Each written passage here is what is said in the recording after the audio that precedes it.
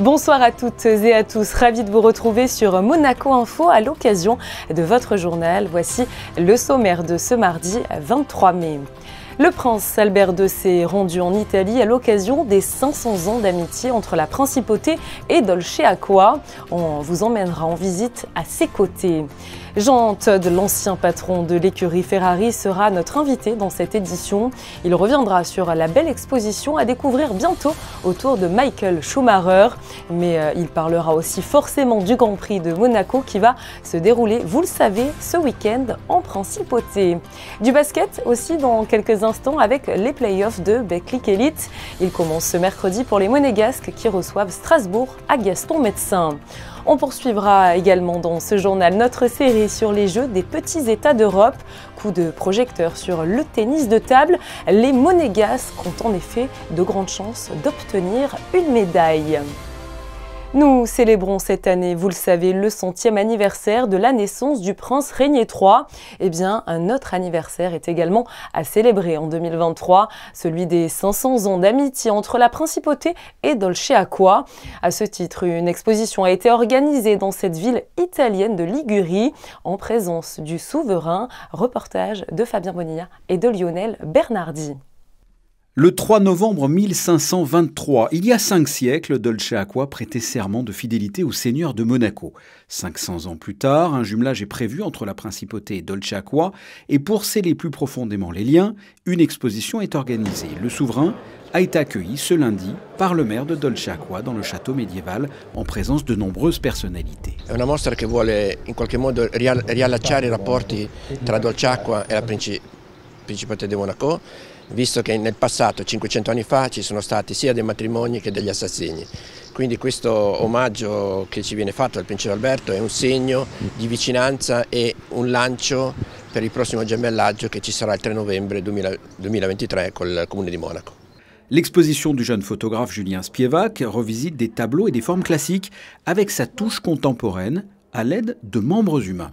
J'ai réalisé des photographies dans le palais princier de Monaco pour ma série de photographies corps de style. Et donc ces images ont été réalisées en 2018 dans le palais. Et ensuite, suite à l'annonce du jumelage pour cette année 2023, j'ai réalisé d'autres images à Dolce Acqua. Toujours dans le même principe, avec un corps humain associé à une œuvre d'art ou avec un détail du mobilier ou d'une sculpture. C'est vrai qu'on me demande pourquoi je réalise ces images avec des corps associés à des œuvres d'art. Et en fait, pour moi, ça a été une évidence quand j'ai vu le mobilier surtout 18e, avec des courbes qui sont inspirées de l'animal ou de l'homme. J'ai tout de suite cette intuition d'ajouter en fait et de remettre un corps humain à côté de ces créations, de ces arts décoratifs. Une même exposition photo avait été organisée dans les grands appartements du Palais Princier il y a quelques semaines.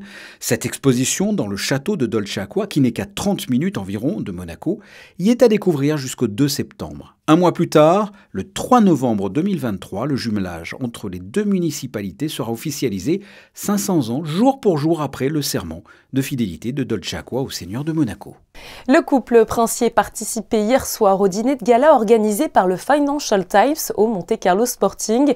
Délégués, conférenciers, hommes politiques et partenaires de l'industrie du luxe étaient à leur côté pour une soirée exclusive de conversation. Cet événement clôturait plus d'un jour et demi de discours et de débats sur le commerce du luxe et ses derniers changements. Du 25 mai au 23 juin, Sotheby's Monaco organise une exposition de photographie consacrée à la légende de la Formule 1, Michael Schumacher. La sélection exposée comprendra des tirages inédits du pilote au sommet de sa carrière. À cette occasion, Jean Todt est venu découvrir les magnifiques clichés de l'artiste Vanessa von Ditzewies et il a accepté notre invitation sur Monaco Info. Bonsoir. Bonsoir. Alors vous êtes à Monaco dans le cadre d'une exposition photo consacrée à Michael Schumacher chez Sotheby's. Dites-nous en plus justement sur cet événement qui se tiendra du 25 mai au 23 juin et auquel donc vous participez aujourd'hui. C'est évidemment un grand plaisir pour moi de voir cette exposition pour différentes raisons. Déjà parce que ça me rappelle des souvenirs merveilleux et puis ensuite les deux animateurs de cette exposition, l'une qui les a réalisées, c'est une amie chère qui est Vanessa von Ditzewies. Et puis le thème de l'exposition, c'est Michael Schumacher, qui est, outre le fait d'être un énorme champion, c'est un ami très proche. Donc c'était pour moi deux motifs suffisants pour m'arrêter entre Cannes et Milan où je vais me rendre et pour justement regarder ces photos qui me rappellent de merveilleux souvenirs. Vous le disiez, l'exposition comprendra donc des tirages inédits de Michael Schumacher, lui qui a remporté, c'est vrai, 5 fois le Grand Prix de Monaco. Cet homme, on peut le dire, a changé à jamais le monde de la course automobile. La vie, ce sont des chapitres, ce sont des cycles, donc la Formule 1 également. Et Michael est un grand champion qui a dominé une période, une décennie de la Formule 1. Donc, mais de là à vous dire que Michael était le plus grand champion de tous les temps, je n'irai pas jusque-là parce que je pense qu'il y a des champions, il y a eu Fangio, il y a eu ensuite des pilotes comme Senna, Prost, Lauda, et puis maintenant il y a d'autres cycles avec Hamilton, Verstappen, Vettel, mais Michael est spécial. Alors spécial pour plusieurs raisons. Déjà parce que c'est quelqu'un avec qui on a travaillé, on a collaboré, mais notre exigence mutuelle avec toute l'équipe que j'appelle le Dream Team nous ont permis de gagner 14 championnats du monde des constructeurs, 6 championnats du monde des pilotes, 5 pour Michael, 1 pour Kimi Raikkonen. Donc évidemment, c'est une période qui est particulière pour moi, puisque c'est également la période entre 1993 et 2008 où j'ai été le patron de la Scuderia Ferrari. Alors justement, je profite de votre présence pour vous parler évidemment donc, de Formule 1. Quel regard vous portez sur l'évolution du circuit ces dernières années? Au fil des décennies, il y a des changements extrêmement importants, aussi bien au niveau des voitures, au niveau des motorisations, mais au niveau des circuits, sécurité sur les voitures, sécurité sur les circuits, sécurité sur les équipements, c'est quelque chose d'absolument fondamental. Et Monaco, évidemment, le circuit, eh bien, a également profiter de toutes ces améliorations technologiques et puis le fait qu'il y ait aussi bien à la tête de la principauté comme à la tête de l'Automobile Club des gens passionnés et compétents. Tout ceci fait en ajoutant la notoriété du Grand Prix de Monaco, et bien une épreuve unique. Un mot pour terminer sur notre monégasque Charles Leclerc qui va se lancer d'ici jeudi et puis pendant plusieurs jours pour le Grand Prix. Quel regard vous portez un petit peu sur ce pilote? Bah, écoutez, un regard particulier et particulièrement affectif puisque mon fils est son manager depuis plusieurs années. Ils ont commencé ensemble cette aventure en karting et puis ensuite avec toute l'évolution de la pyramide, de la monoplace, la Formule 3, la Formule 2 et puis maintenant la Formule 1. Et Charles conduit pour une équipe mythique. On en parlait et c'est un pilote extrêmement talentueux et il mérite vraiment de gagner le Grand Prix. Au moins le Grand Prix à défaut de championnat, mais j'espère que ça pourra arriver rapidement. Merci beaucoup à vous d'avoir été présent sur Monaco Info. Merci à vous. Et je vous informe que l'exposition de photos consacrée à Michael Schumacher soutiendra également The Keep Fighting Foundation, lancée par la famille du pilote à la fin de l'année 2016. Vanessa von Ditsevis fera don de l'intégralité de la vente d'une photographie unique de Michael Schumacher qui sera d'ailleurs mise en ligne aux enchères. Après son résultat historique en Euroleague, la Roca Team a désormais les yeux rivés, c'est vrai, sur le championnat de France et ce titre de champion qui l'a toujours fui. Les playoffs de Betclic Elite commencent ce mercredi pour les Monégasques qui reçoivent Strasbourg à Gaston-Médecin. Yannick Debevert vous dit tout justement sur ce qu'il faut savoir sur cette rencontre. Bonsoir Yannick. Bonsoir Julia, bonsoir à tous. Monaco-Strasbourg, c'est le premier face au 8e de la saison régulière de Betclic Elite. Chaque équipe a remporté un match face à l'autre et ce sont les Strasbourgeois qui restent sur une victoire face à la Roca Team.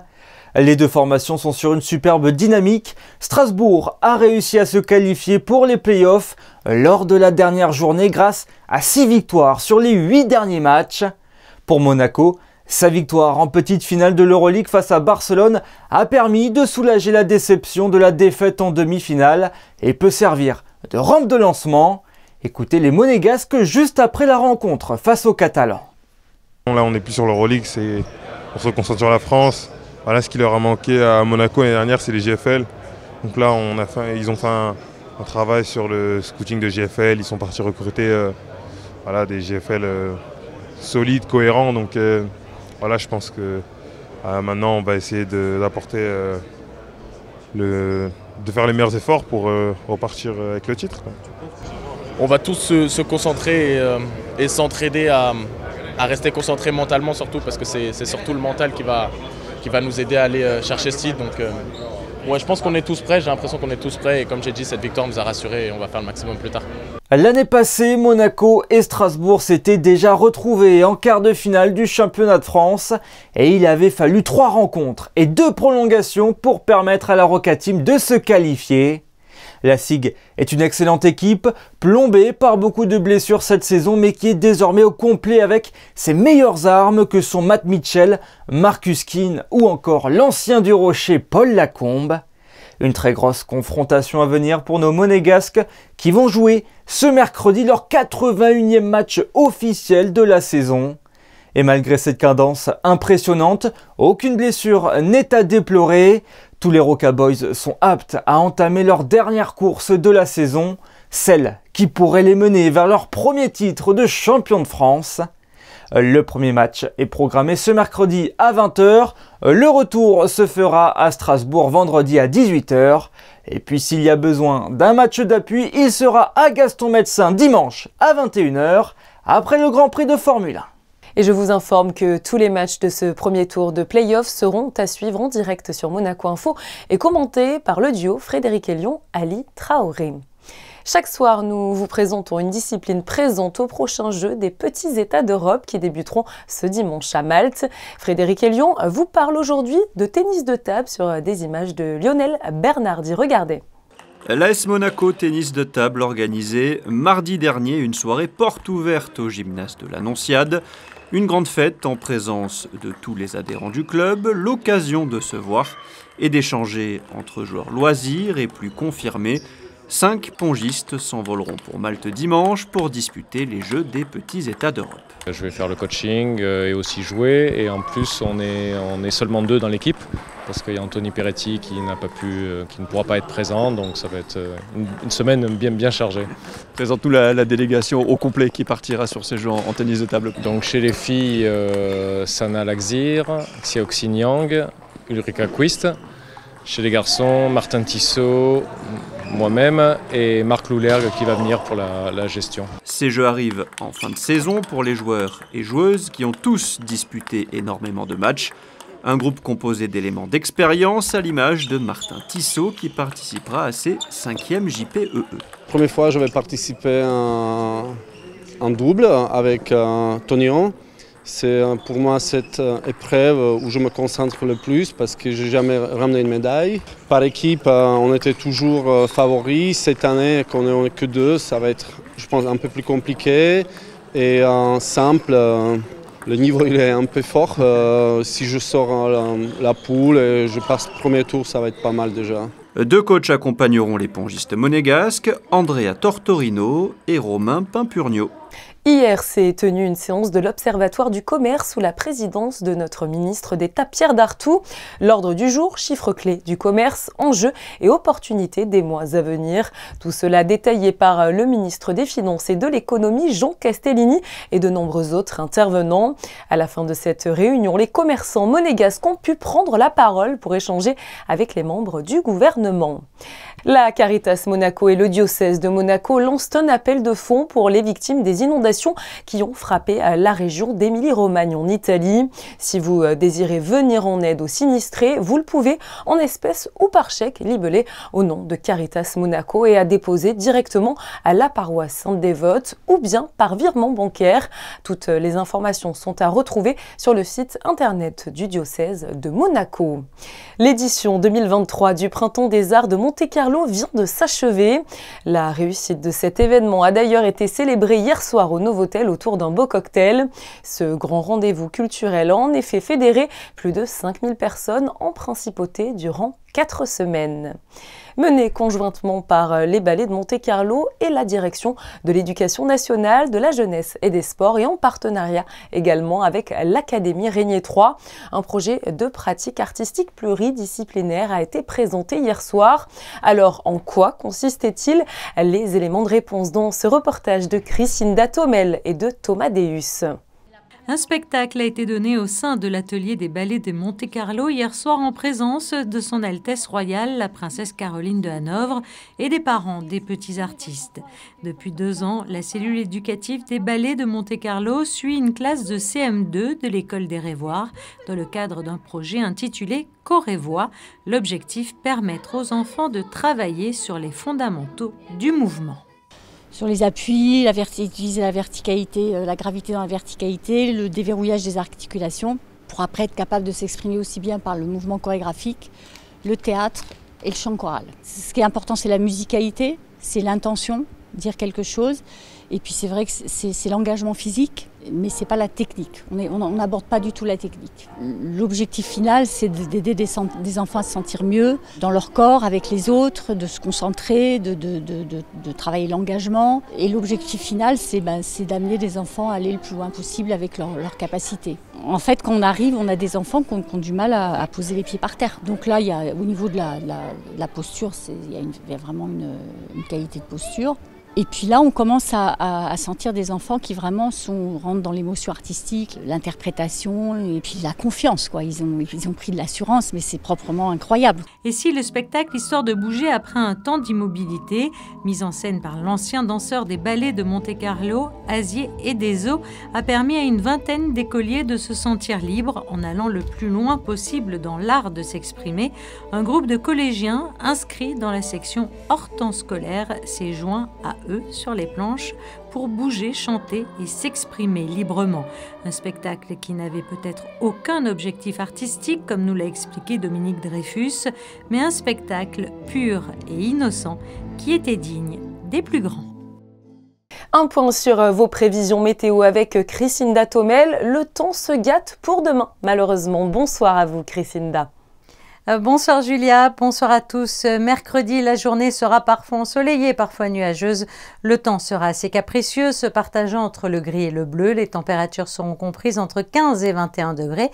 Le soleil se lèvera à 5h55 et se couchera à 20h58. Demain, nous fêterons les Donatiens. Le Grand Prix de Monaco est en train de finaliser sa préparation. Les tribunes, les paddocks et toutes les installations sont prêtes pour accueillir des milliers de personnes dans les rues de la Principauté. Stéphane Dana, notre photographe, vous met avec ses clichés dans l'ambiance. C'est la fin de ce journal. Je vous retrouve évidemment demain pour un nouveau point complet sur l'actualité. En attendant, passez une très bonne soirée sur Monaco Info.